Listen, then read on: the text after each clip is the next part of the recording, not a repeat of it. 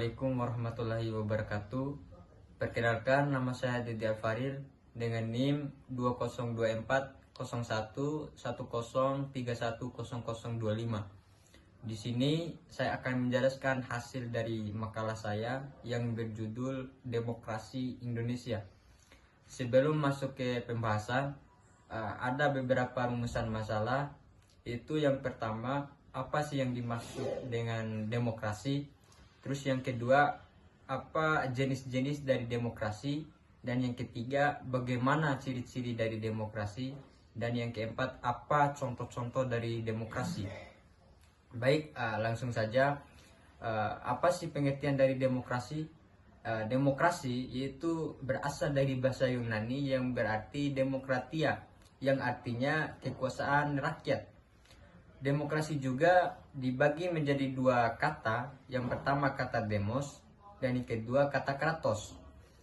Dari kedua kata ini yaitu mereka memiliki perbedaan satu sama lain.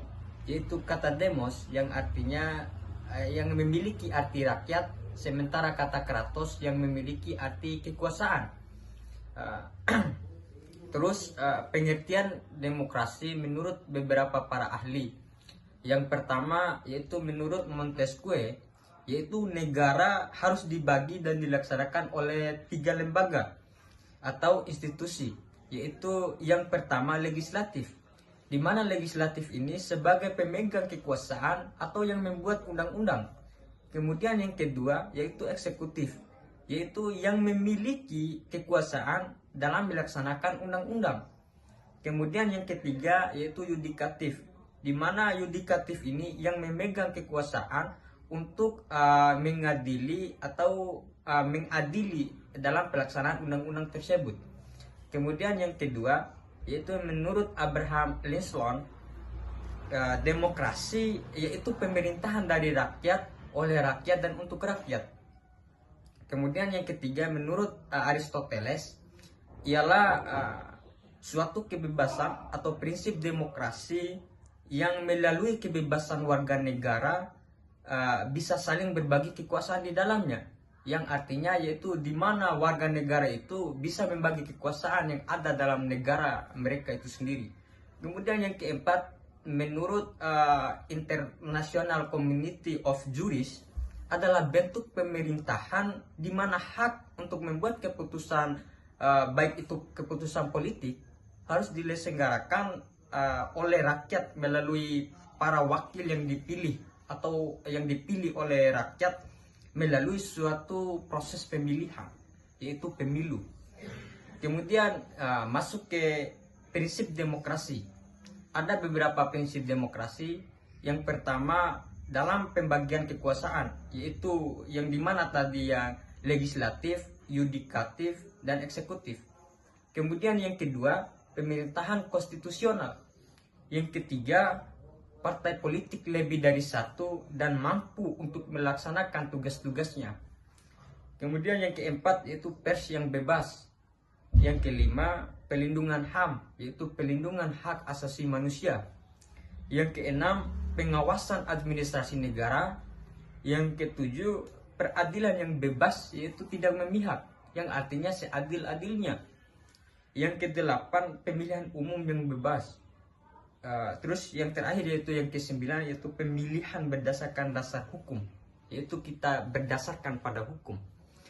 Terus selanjutnya yaitu prinsip non demokrasi, yaitu kediktatoran.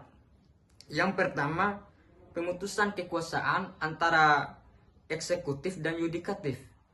Yang kedua pemerintahan tidak berdasarkan konstitusional. Yang ketiga tidak berdasarkan musyawarah tetapi melalui dekret, yaitu melalui suatu pemilihan. Yang keempat pemilihan umum yang tidak demokrasi, yaitu tidak melalui demokrasi. Kemudian masuk ke jenis-jenis demokrasi. Yang pertama menurut cara aspirasi rakyat, di mana ada dua demokrasi, yaitu demokrasi langsung dan demokrasi tidak langsung. Di mana demokrasi langsung ini yang memberikan kesempatan kepada seluruh warga negara dalam musyawarah, yaitu dapat menentukan kewajiban umum yang dapat menentukan kebijakan umum dari negara atau dari undang-undang. Kemudian demokrasi tidak langsung, yaitu merupakan sistem yang dijalankan menggunakan sistem perwakilan, yaitu dia tidak melakukan dalam sistem pemilihan umum, tapi menggunakan sistem perwakilan. Kemudian yang kedua, kemudian yang selanjutnya yaitu demokrasi menurut prinsip ideologi. Ada demokrasi menurut prinsip ideologi ini, yaitu demokrasi liberal, di mana demokrasi liberal ini merupakan kebebasan individual yang telah ditekankan dan mengabaikan kepentingan umum. Artinya dia menekankan pada kebebasan individu atau satu orang dan tidak menekankan pada kebebasan atau kepentingan semua orang. Kemudian, apa sih perbedaan demokrasi Indonesia yang dulu dan demokrasi Indonesia yang sekarang? Perbedaan demokrasi Indonesia yang dulu dan yang sekarang, yang dulu itu pernah memiliki sistem demokrasi parlementer, yaitu pada tahun 1945 sampai 1959. Lalu demokrasi terpimpin dan demokrasi Pancasila atau pada Orde Baru, yaitu pada tahun 1966 sampai 1998. Dan saat ini demokrasi Indonesia menerapkan demokrasi pasca reformasi, yaitu pada tahun 1998 sampai saat sekarang ini.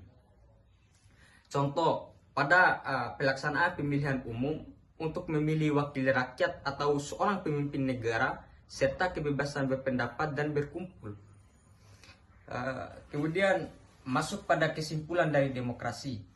Kesimpulan dari demokrasi, di mana demokrasi adalah gagasan atau pandangan hidup yang mengutamakan persamaan dan kewajiban serta perlakuan terhadap warga negara yang sama bagi semua warga negara tersebut. Baik, itu saja yang bisa saya sampaikan. Maaf atas kesalahan atau ucapan yang salah.